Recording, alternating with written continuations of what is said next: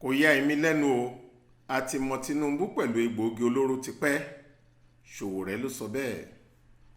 Yorùbá bọ̀ wọ́n ní ọ̀rọ̀ tó ń pa olóko lẹ́kún òun làparò fi rẹ́rìn-ín bí àṣírí tó tú síta lọ́jọ́ ìṣẹ́gun túsídẹ̀ẹ́ ọjọ́ 9 oṣù kẹwàá yìí níbi tílé ẹjọ́ gíga kan lórílẹ̀‐èdè Amẹ́ríkà ti taari àwọn àtẹ̀jáde kan síta nípa aṣíwájú Bọ́lá Ahmed Tinubu láti fìdí ẹ̀ múlẹ̀ pé lóòótọ́ ni olùdíje fúnpò ààrẹ lẹ́gbẹ́ òṣèlú All Progressives Congress náà ti lọ́wọ́ nínú okòòwò egbòogi olóró rí ó sì ti jẹ̀bi ìwà ọ̀daràn ọ̀hún rí dáadáa.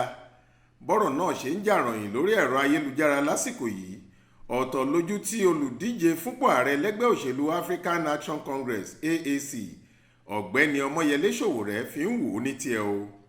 Owore ní gbogbo èyí tó tú síta yìí ò ya òun lẹ́nu pẹ́ẹ́ torí àwọn ti mọ Tinubu nídìí ìwà ọ̀daràn gbígbé àti ṣíṣe okòwò egbòogi olóró tipẹ́. Ọmọ tuntun kì í ṣe àkọ́pà àjẹni àti egbòogi olóró àti fíforúkọ ẹlòmíì kówó rẹpẹtẹ lọ ìlú òyìnbó kì í ṣòní lòun ti mọ ìyẹn mọ Tinubu.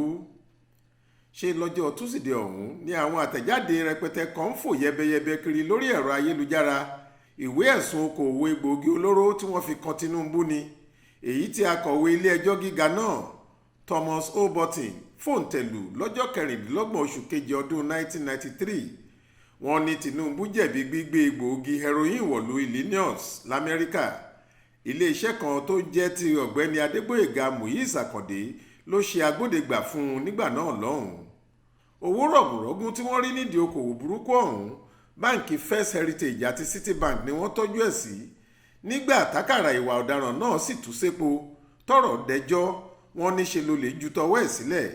Wọ́n ní Tinubu gbà láti yọ̀ǹda owó náà fúnjọba Amẹ́ríkà kí wọ́n lè yọ okùn ẹjọ́ lọ́rùn òun.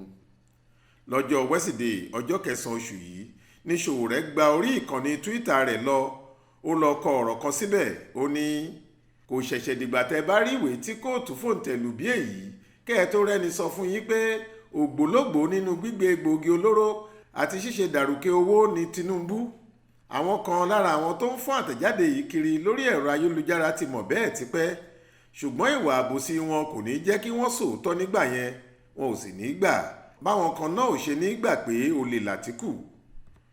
Owore ò fi mọ níbẹ̀ o ó tún ní Peter Obi tẹ̀ ń wò yìí gan ò fibì kan yàtọ̀ sí Àtíkù àti Bọ́lá Tinubu ọmọ ìyá kan náà ni wọ́n igbó kan náà lọ́dẹ wọn ti ń wọ́kú pẹran.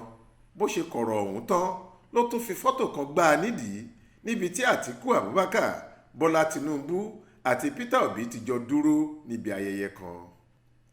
Faith Adébọ́lá ló ń ròyìn fún iléeṣẹ́ tẹlifíṣàn Aláròyé online.